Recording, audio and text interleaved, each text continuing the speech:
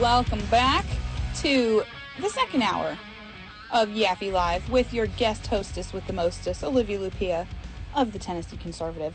On the line with us now, we have another very special guest. We have with us State Representative Michele Reneau, who is, I think, one of the most wonderful and effective legislators we currently have at the Capitol. She just has such an awesome perspective on things. She has put her nose to the grindstone and just really gotten things done. And she is going to share with us a little bit about what's going on as the Tennessee Legislature is heading toward a very quick end here. We've kind of put the pedal to the metal. So welcome, Michele. How are you today?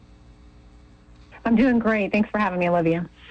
Oh, my goodness. My pleasure. Thank you for taking time out of the busy schedule down there to join us. Why don't you just kind of let everybody know what's going on? You know, where are we in the legislative process that you're walking through right now? Sure. We are winding down very fast. We are officially in what is called flow motion. So this is just a suspension of certain rules that will expedite the way that bills move through committee. So, for example, today we had the Speaker opened up a committee, or two committees actually, cities and counties and departments and agencies to hear two bills that came up. And then normally, in order for a bill to move from a subcommittee to a full committee, there's a week's time between that. But because the rules are suspended, if these bills pass out of subcommittee, they will immediately go onto the full committee within the next hour after they pass out of subcommittee. And that expedites the bill through the committee process so that it can get to the House floor should it pass through all those committees. So we have several of those committees today. The Finance Subcommittee is in the same posture where they are hearing all the bills in subcommittee. Several bills that they have decided to pull out from behind the budget are going to be heard in the subcommittee, and if they pass on, they will go to the full committee right after and then to the House floor next week. So I don't know how many. We're probably going to be voting on another 100 to 150 or more bills over the next week, but we are looking like we may finish next week.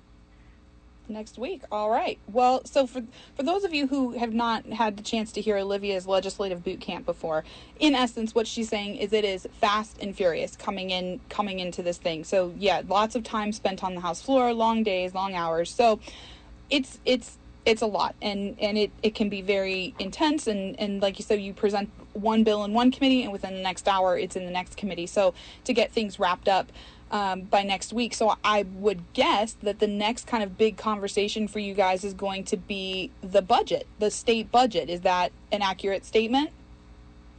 That's correct. We did kind of get a briefing of it yesterday, and we expect to vote on that tomorrow.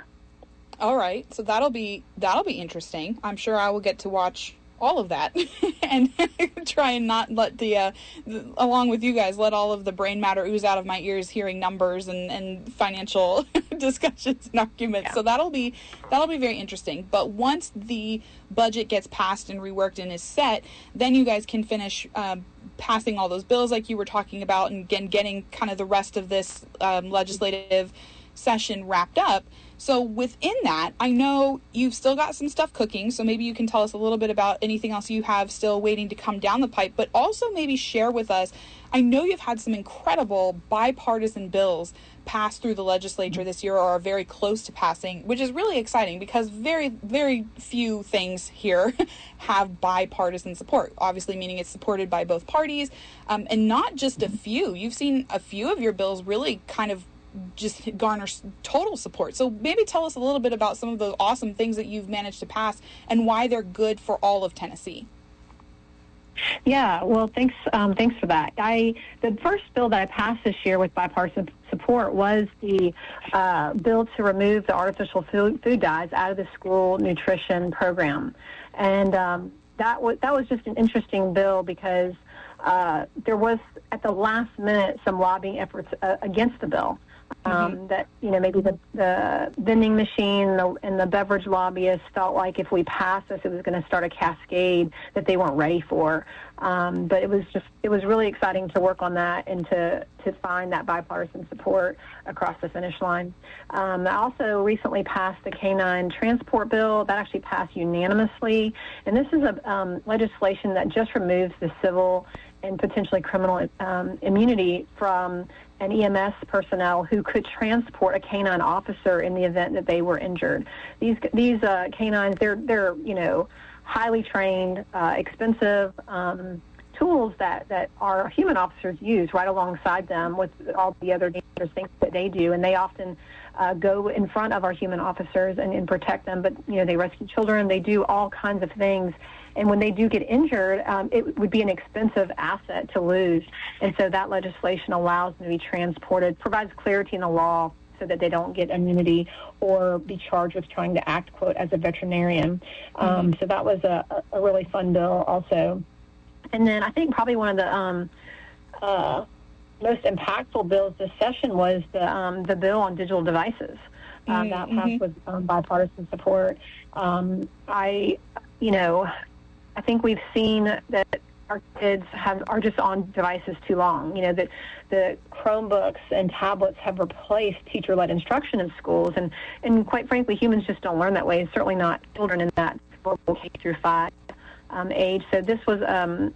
It certainly didn't start out that way, but through the process of working through the legislation and getting to where we all could agree, we need to move in that direction. And so we created a flexible policy where schools can determine how they want to do that and move more towards teacher-led instruction with non-electronic materials. So that was just a really big win, I think, for educators who are frustrated by the devices where, kids are distracted doing other things, for parents who, are concerned about what their kids may be accessing on them and if they're really learning. And so I think it's a step in the right direction. And then I had 2 other bipartisan bills. My AI bill. That was a great one. We see AI quickly taking over. That legislation I actually introduced last year, but we did not move forward on it because we just didn't have the support.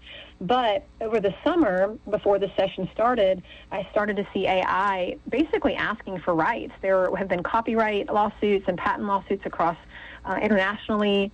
And then recently there is a AI bot that is running for office in Cheyenne, Wyoming, which was really sort of the kicker for me. That, if they're going to start doing this, they're going to start asking for First Amendment rights and freedom of speech and, lawsuits. Yep. And so excluding AI from the definition of personhood in Title I think was a big win just for everybody. Just clarify that.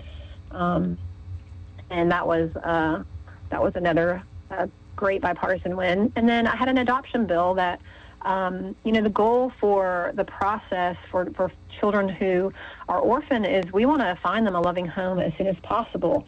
This legislation it's related to or specific to situations where a birth mother may give their child to a non-family member to raise, but never follows through on that permanency project until sometime afterwards, because sometimes they believe that that situation is temporary, but then it gets to be where it's not. And then that person who has loved and cared for that child to go through the adoption process takes lots of money with court fees and attorney fees and then home study fees.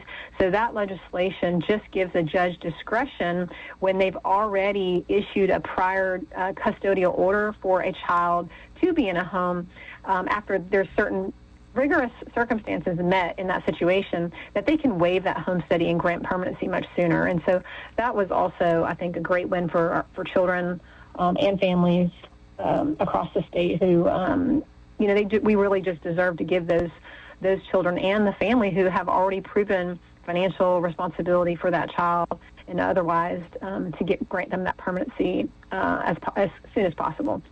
Absolutely. And I think that's such a great example of a bill that even though it just tweaks something small, it's going to have such a huge impact. And you are really great, I have to say. A lot of your bills, you are not afraid of tackling the stuff that, isn't like the sexiest, I guess we'll say. And that's like a weird thing to say, but the the headline grabbers, whatever the hot button topic is of the moment, is you have really, like all of those bills you just mentioned they are kind of hidden fixes that are going to make huge differences, or technical things that are going to really change the way certain things function. So I really think that's incredible. And I think that speaks to the work that you do and the dedication that you have to really making making people's lives better. You know, it's very easy. I think a lot of legislators, they can pass a bill, and we unfortunately see this a lot in Tennessee, is there's bills that are passed that are kind of big and bad in the sense of they say they do one thing, but there's no enforcement mechanism to them. So the effect they end up having isn't maybe what we would wish. But all of those things you just said, and with bipartisan support, tells you how important those issues are to everyone. So that's really exciting. Really quickly, before we let you go here, is there anything coming down the pipe, any bills kind of before session wraps up, just like one or two things that you're excited to see hopefully cross the finish line? Well, I have one more bill that I hope to cross the finish line. It's been really important. I've been working on it really hard all year long. The mature minor bill. We passed some legislation back in 2024 that said parents get all medical records, but then there were 3 titles that were not corrected to close those loopholes. And there's actually a live case in Williamson County right now where a parent was denied her minor child's mental health records because of this loophole. And we passed the House version through the committees with certainly it was partisan support for sure. And then when the bill got to the Senate, there was some issues for some of the senators who really felt like they needed to prohibit or prevent potentially a bad parent from getting what the child might say to protect their privacy and confidentiality. So I was disappointed in the compromise that we had to make to move the bill forward, but it is a step in the right direction, and a parent will be able to access more than it would before, and that'll be clarified in the statute. But that bill will be heard tomorrow on the House floor. Wonderful. Wonderful. Well, thank you so much for taking a few minutes to just let us know what's going on. We appreciate you. Again, this has been State Representative Michele Reneau. She's in the Chattanooga area, so y'all listening down there, make sure you're supporting her, get to know her. She definitely works, I have to say, for the people. So we appreciate you. Thank you so much, and enjoy the rest of your, I'm sure, easy work day. Thanks, Olivia.